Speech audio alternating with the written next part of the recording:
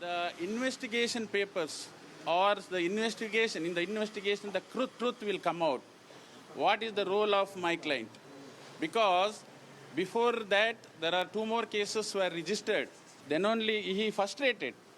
Maybe that might be the reason for committing suicide.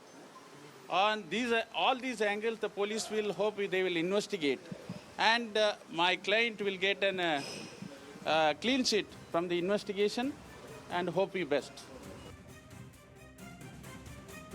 നിഖിലാണ് വിവരങ്ങളുമായി ചേരുന്നത്. കണ്ണൂരിൽ നിന്ന് നിഖിൽ, അറിയേണ്ടത് ഇപ്പോൾ വൈദ്യപരിശോധന കഴിഞ്ഞോ, ചോദ്യം ചെയ്യൽ ആരംഭിച്ചോ? നേരത്തെ ഇപ്പോൾ ക്രൈംബ്രാഞ്ച് എസ് പി ആണല്ലോ മാധ്യമങ്ങളെ കണ്ടത്. അദ്ദേഹം എന്തൊക്കെയാണ് പറയുന്നത്? മാധ്യമപ്രവർത്തകർ ചോദിക്കുന്നുണ്ടായി ആരുടെയെങ്കിലും സഹായമൊക്കെ കിട്ടിയിരുന്നോ ഇത്രയും കാലം ഒളിച്ചു കഴിയുവാൻ എന്നൊക്കെ. ഇതിലടക്കം എന്താണ് എസ് പി ഇപ്പോൾ പറഞ്ഞിരിക്കുന്നത്? വിവരങ്ങൾ.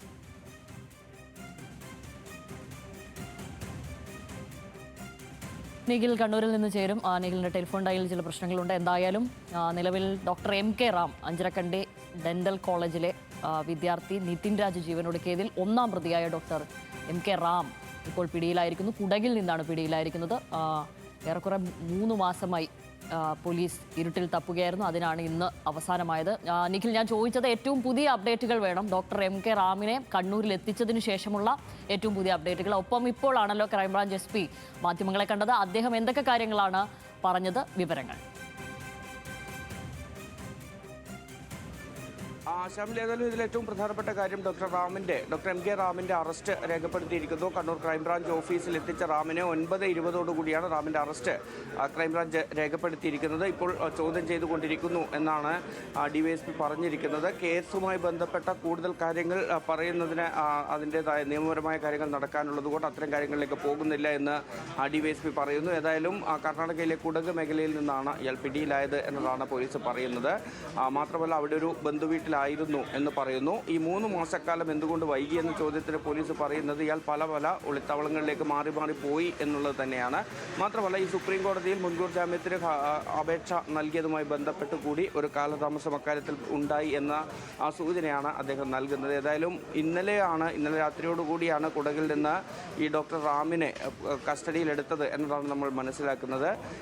ഇൻസ്പെക്ടർ ശ്രീജിത്ത് കോടേരിയുടെ നേതൃത്വത്തിലുള്ള ഒരു സംഘമാണ് കുടകിൽ നിന്ന് ഈ ഡോക്ടർ MK റാമിനെ പിടികൂടിയത്. നേരത്തെ ആന്ധ്രാപ്രദേശിലെ ചിറ്റൂർ, ഒപ്പം തന്നെ ഈ കർണാടകയിലെ തന്നെ ബാംഗ്ലൂർ ഉൾപ്പെടെയുള്ള മേഖലകളിലെല്ലാം തന്നെ റാം ഉണ്ട് എന്നൊരു സൂചനയെ തുടർന്ന് ക്രൈംബ്രാഞ്ച് സംഘം അവിടെയൊക്കെ പരിശോധന നടത്തുകയും അവിടെ എത്തുകയും ചെയ്തിട്ടുണ്ടായിരുന്നു.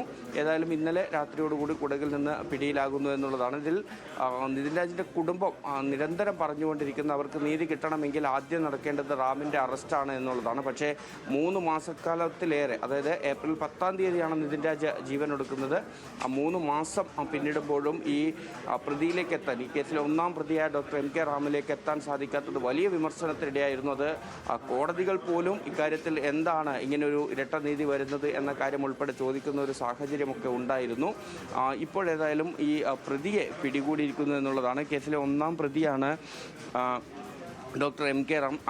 കോളേജിലെ വകുപ്പ് മേധാവിയായിരുന്നു. അതിനൊപ്പം 2ാം പ്രതിയായ ഡോക്ടർ സംഗീത നമ്പ്യാർ കൂടി ഇതിലുണ്ട്. ക്രൈംബ്രാഞ്ച് നിലവിൽ ഈ കേസ് അന്വേഷിക്കുന്നത് 2 കേസുകൾ എന്ന നിലയിൽ തന്നെയാണ്. അതിലൊന്ന് ഇതുമായി ബന്ധപ്പെട്ട ഈ ലോൺ ആപ്പുമായി ബന്ധപ്പെട്ട കാര്യങ്ങളാണ്. ലോൺ ആപ്പുമായി ബന്ധപ്പെട്ട കാര്യങ്ങളിൽ അന്വേഷണം നടക്കുന്നുണ്ട്.